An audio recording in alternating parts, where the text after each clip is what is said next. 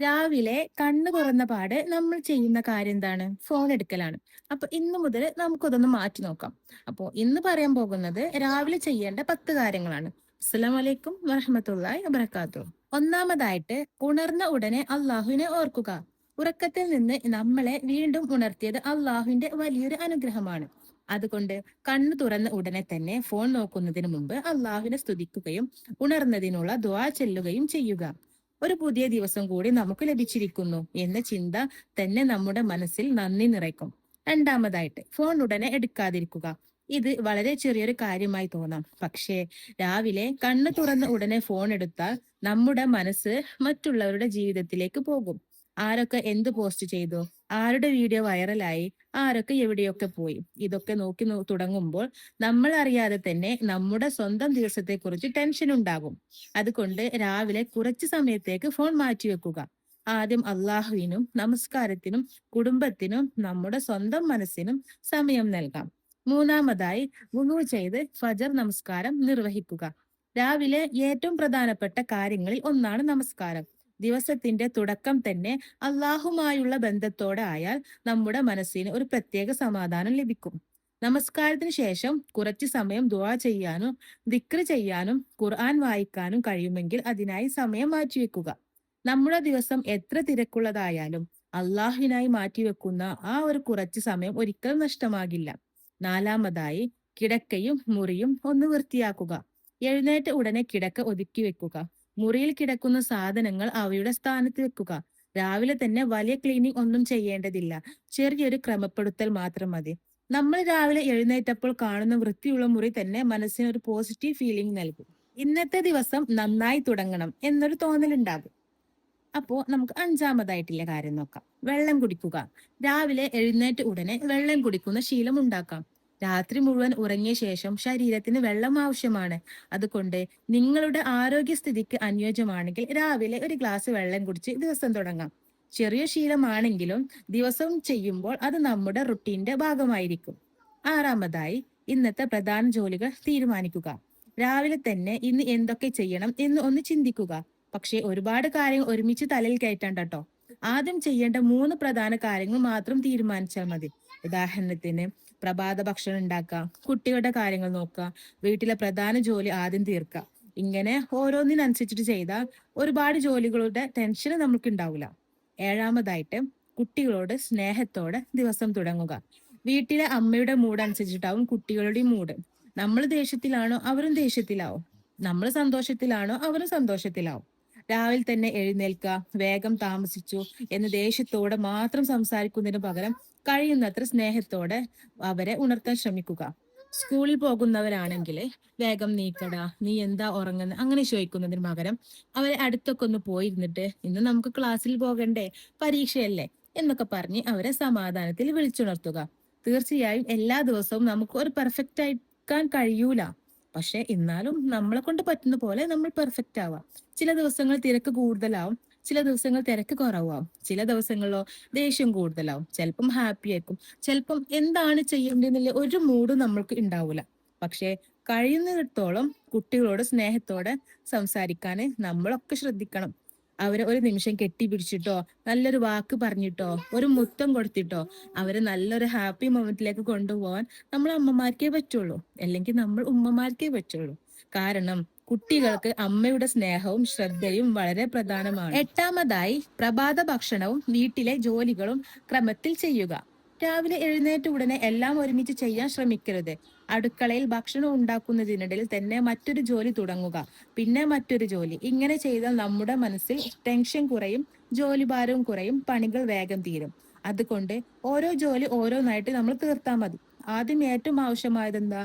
ഒന്നെങ്കിൽ കുട്ടികൾക്ക് സ്കൂൾക്ക് പോകാണ്ടാവും, അപ്പോൾ അവർക്ക് ലഞ്ച് പ്രിപ്പറേഷൻ ചെയ്യുക, സ്നാക്സോ കാര്യങ്ങൾ, അതേപോലെ അവർക്ക് ബ്രേക്ക്ഫാസ്റ്റ് കൊടുക്കുക, വീട്ടിലുള്ളവർക്കും ബ്രേക്ക്ഫാസ്റ്റ് കൊടുക്കുക. എന്നിട്ട് ബാക്കിയുള്ള കാര്യങ്ങളൊക്കെ ഒന്ന് ക്ലീൻ ചെയ്തെടുക്കുക. പിന്നെ അടുത്തതോ, വീട്ടുപണി ഒരിക്കലും പൂർണ്ണമായിട്ട് ഒന്നും അവസാനിക്കൂല, പെട്ടെന്ന് പെട്ടെന്ന് തീരൂല്ല. ഒരു ജോലി തീർന്നാൽ മറ്റൊന്ന് നമ്മൾക്ക് ഉണ്ടാവും. അതുകൊണ്ട് എല്ലാം പെർഫെക്റ്റ് ആക്കണം എന്ന് വിചാരിച്ച് സ്വന്തം മനസ്സിനെ ക്ഷീണിപ്പിക്കേണ്ട ട്ടോ. നമ്മൾ കഴിയുന്ന രീതിയിൽ വൃത്തിയായി ക്രമമായി ചെയ്യുക. ഇനി ഒമ്പതാമത്തേത് നോക്കിയാലോ, സ്വന്തം മനസ്സിനും സമയം നൽകുക. വീട്ടിലുള്ള എല്ലാവരുടെയും കാര്യങ്ങൾ നോക്കുന്നതിനിടയിൽ നമ്മളെ തന്നെ നമ്മൾ മറന്നു പോകരുത്. കുറച്ചു സമയം ചായയോ കാപ്പിയോ കുടിച്ചുകൊണ്ട് ശാന്തമായി ഇരിക്കാം. ഖുറാൻ വായിക്കാം, ദിക്ർ ചെല്ലാം, ദുആ ചെയ്യാം, അല്ലെങ്കിൽ വെറുതെ കുറച്ച് നിമിഷം ഇരുന്ന് ശ്വാസം സമാധാനമായിട്ട് നമുക്ക് ശ്വസിക്കാം. എനിക്ക് എല്ലാം ചെയ്യണം, എല്ലാം പെർഫെക്റ്റ് ആയിരിക്കണം എന്ന ചിന്ത നമ്മൾ ആദ്യം തന്നെ ഒഴിവാക്കണം. അങ്ങനത്തെ ദിവസങ്ങളിൽ ഒരു കാര്യങ്ങളും നടക്കൂല. ഇന്ന് നിങ്ങൾ എന്തെങ്കിലും കാര്യം ചെയ്യാൻ പ്ലാൻ ചെയ്തോ, അത് അന്നത്തെ ദിവസം നടക്കൂല. നേരെ മറിച്ച് പ്ലാൻ ചെയ്യാത്തൊരു ദിവസം ആ കാര്യം നടന്നിട്ടുണ്ടാവും. നമ്മളും മനുഷ്യരാണ്, നമുക്കും വിശ്രമം വേണം.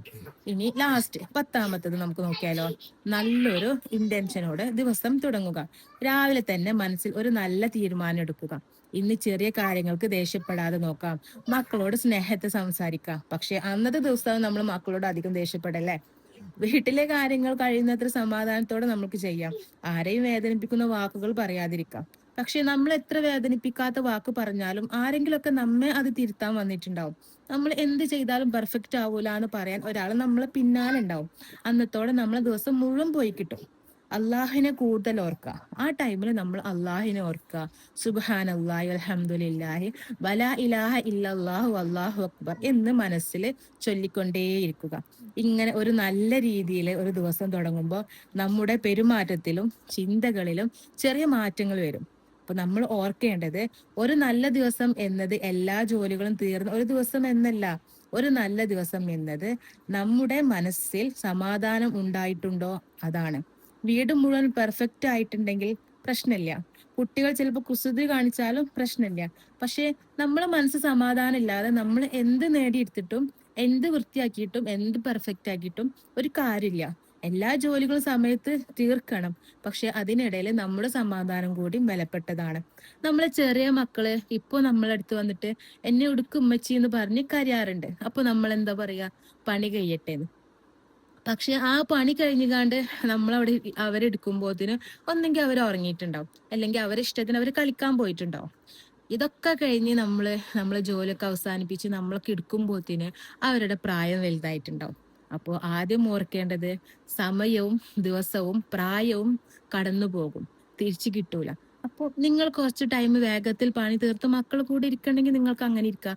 പക്ഷെ പണി തീരാത്ത ദിവസം ഒരു കുട്ടി കരഞ്ഞുകൊണ്ടിരിക്കുകയാണെങ്കിൽ ആദ്യം നിങ്ങൾക്ക് തീർക്കേണ്ടത് പെട്ടെന്ന് തീർത്ത് കഴിഞ്ഞിട്ട് ആ കുഞ്ഞിനെ എടുത്ത് സമാധാനിപ്പിച്ച് എന്നിട്ട് പിന്നെ ബാക്കി പണികൾ എടുക്കുക. നമ്മൾ ക്ഷമയോടെ കാര്യങ്ങൾ കൈകാര്യം ചെയ്യാൻ ശ്രമിച്ചെങ്കിലോ അത് വലിയൊരു വിജയമാണ്. ചിലപ്പോ എത്ര ക്ഷമയോടെ പണിയെടുത്താലും അത് വിജയമായി തോന്നാറില്ല. നമ്മൾക്ക് വിജയമാണെങ്കിലും മറ്റുള്ളവർക്ക് അത് പരാജയമായിട്ടുണ്ടാവും. അതിനാൽ നാളെ രാവിലെ കണ്ണു തുറക്കുമ്പോൾ ഒരു ചെറിയ മാറ്റം നമുക്ക് കൊണ്ടുവരാം. ഫോൺ എടുക്കുന്നതിന് മുമ്പ് അള്ളാഹുവിനെ ഓർക്കാം, നമസ്കാരം നിർവഹിക്കാം, ദുആയും ദിക്റും ചെയ്യാം, മുറി ഒന്ന് വൃത്തിയാക്കാം, വെള്ളം കുടിക്കാം. ഇന്നത്തെ പ്രധാനപ്പെട്ട ജോലികൾ തീരുമാനിക്കാം, മക്കളോട് സ്നേഹത്തോടെ സംസാരിക്കാം, വീട്ടുപണികൾ ഓരോന്നായിട്ട് നമുക്ക് തീർക്കാം. അതോടൊപ്പം സ്വന്തം മനസ്സിനും കുറച്ച് സമയം നൽകാം. കാരണം നമ്മൾ സമാധാനത്തോടെ ഇരിക്കുമ്പോഴാണ് ആ സമാധാനം നമ്മുടെ കുടുംബത്തിലേക്കും പകരുന്നത്. നമ്മൾ ദേഷ്യത്തിലിരിക്കുകയാണെങ്കിൽ നമ്മളെ ഹസ്ബൻഡിനോട്, മാതാപിതാക്കളോട്, കുട്ടികളോട് ഒക്കെ നമ്മൾ ദേഷ്യത്തിലായിരിക്കും.